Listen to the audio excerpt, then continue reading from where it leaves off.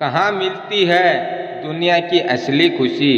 एक बार एक सेठ जी की दुकान पर एक आदमी काम करता था और बहुत ही मेहनत और लगन से काम करता था और उसके काम से सेठ जी भी बहुत खुश थे और वह आदमी भी बहुत खुश था। एक दिन उस आदमी ने सेठ जी को बिना बताए ही छुट्टी कर ली।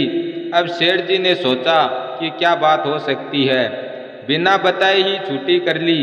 फिर सेठ जी को लगा शायद तनख्वाह बढ़ाने के लिए उसने छुट्टी की है और सेठ जी ने उसकी तनख्वाह बढ़ा दी। और अगले दिन वह आदमी दुकान पर आया तो सेठ जी बोले, देखो तुम्हारी तनख्वाह बढ़ा दी है। और अगले महीने की पहली तारीख को उस आदमी को बढ़ा हुआ पैसा मिला। लेकिन उस आदमी ने कोई रिएक्शन नहीं दिया, ना ही तो सेठ जी को धन्यवाद दिया और ना ही उसके चेहरे पर खुशी दिखाई दी। अब सेठ जी ने सोचा चलो कोई बात नहीं, अब आगे अच्छे से मन लगाकर काम करेगा, बात आई गई हो गई।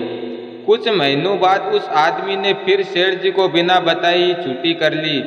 इस बार सेठ जी को बड़ा गुस्सा आया और सेठ जी सोचने लगे कि बड़ा अजीब आदमी है, मैंने तनख्वाह बढ़ाई, उसका कोई धन्यवाद नहीं दिया, ना ही अपनी जिम्मेदारियों को समझ रहा है। आज फिर बिना बताए छुट्टी कर गया।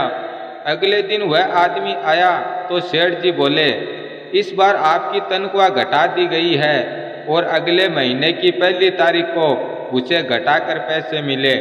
लेकिन इस बार भी उसने कोई रिएक्शन नहीं दिया, ना ही दुखी हुआ।